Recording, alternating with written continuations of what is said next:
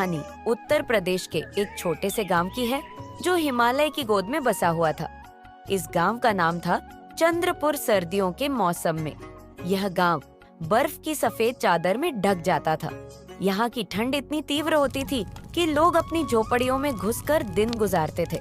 इस साल की ठंड पहले से कहीं अधिक भयानक थी। लोग ठंड से बचने के लिए तरह तरह के उपाय कर रहे थे, लेकिन प्रकृति के आगे उनकी सभी कोशिशें नाकाफी साबित हो रही थीं। गांव का जीवन। चंद्रपुर गांव के लोग मेहनती और जुझारू थे। उनकी आजीविका का मुख्य साधन खेती और पशुपालन था। सर्दियों के दौरान खेती संभव नहीं थी, इसलिए लोग अपनी बचत और पशुओं पर निर्भर रहते थे।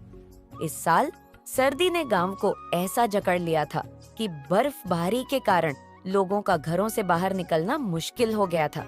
गांव में एक बूढ़ा व्यक्ति था जिसका नाम रामलाल था। रामलाल ने 70 से अधिक सर्दियां देखी थी, लेकिन उसने कभी इतनी खतरनाक ठंड नहीं महसूस की थी। वह हमेशा कहता था, यह ठंड कुछ अलग है। यह सिर्फ सर्दी नहीं है, यह कहर है। ठंड का प्रकोप इस बार ठंड ने गांव वालों की जिंदगी को मुश्किल में डाल दिया था। लोग सुबह उठते तो उनके पानी के घड़े बर्फ में बदल चुके होते। लकड़ी से जलने वाले चूल्हे मुश्किल से गर्मी देते थे। पशुशाला में मवेशियों की देखभाल करना भी चुनौती बन गया था। रामलाल की झोपड़ी गांव के किनारे पर थी। ले लो। उनके पास सिर्फ एक पुरानी रजाई थी जो सर्दी से लड़ने के लिए नाकाफी थी। रामलाल का बेटा गोपाल शहर में नौकरी करता था और अपनी पत्नी और बच्चों के साथ वहीं रहता था। रामलाल को उम्मीद थी कि गोपाल उसे लेने आएगा, लेकिन सर्दी के कारण सड़कें बंद थीं और गोपाल के आने की कोई संभावना नहीं थी। गांव की एकजुटता। गांव में एक युवा लड़का था, मोहन, जो हमेशा सबकी मदद के लिए तैयार रहता था। उसने गांव के सरपंच से मिलकर एक योजना बनाई। उसने कहा, हमें एक सामूहिक रसोई बनानी चाहिए जहां सभी लोग इकट्ठा होकर खाना खा सकें और आग के पास गर्म हो सके। सरपंच ने इस सुझाव को तुरंत मान लिया और गांव के बीच में एक बड़ा चूल्हा जलाया गया। गांव के सभी लोग वहां इकट्ठा होते थे और एक दूसरे के साथ ठंड का सामना करने की कोशिश करते थे। रामलाल भी इस सामूहिक प्रयास का हिस्सा बन गए। रामलाल की कहानी। एक रात जब सभी लोग आग के पास बैठे थे, रामलाल ने अपनी पुरानी यादों को ताजा करते हुए कहा, जब मैं छोटा था तब भी एक बार ऐसी ठंड पड़ी थी, लेकिन उस वक्त हमारे पास साधन कम थे। फिर भी लोग एक दूसरे का सहारा बनते थे।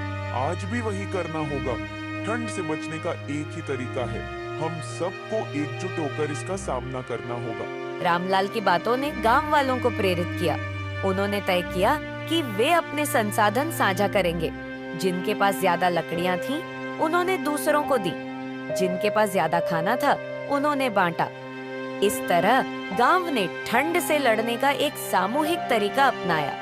ठंड का कहर बढ़ता है, लेकिन ठंड का प्रकोप थमने का नाम नहीं ले रहा था।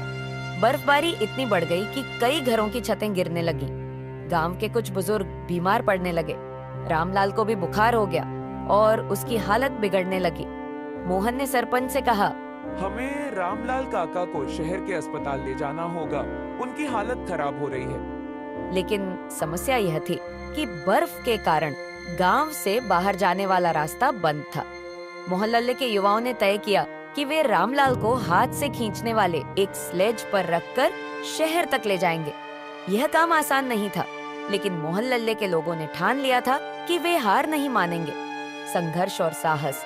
7 युवाओं का एक दल रामलाल को स्लेज पर लेकर शहर की ओर चल पड़ा। रास्ता बेहद खतरनाक था। कई जगह बर्फ की मोटी चादर थी, तो कहीं खतरनाक खाई। ठंड के कारण उनके हाथ पैर सुन्न हो रहे थे, लेकिन वे नहीं रुके। रास्ते में एक जगह बर्फीला तूफान आ गया। दल को रुकना पड़ा। उन्होंने रामलाल को गर्म रखने के लिए अपने शरीर की गर्मी का सहारा लिया। रामलाल ने कांपती आवाज में कहा, तुम सबकी हिम्मत देखकर लगता है कि यह गांव जरूर इस कहर को झेल जाएगा। उम्मीद की किरण। कई घंटे की मशक्कत के बाद वे लोग रामलाल को शहर के अस्पताल तक ले जाने में सफल रहे।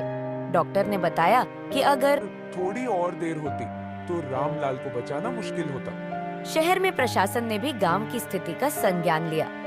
उन्होंने तुरंत राहत सामग्री और दवाइयां भिजवाई।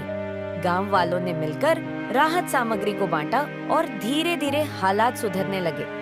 सर्दी के बाद का सूरज कुछ हफ्तों बाद ठंड का कहर कम हुआ और सूरज की किरणों ने गांव को राहत दी।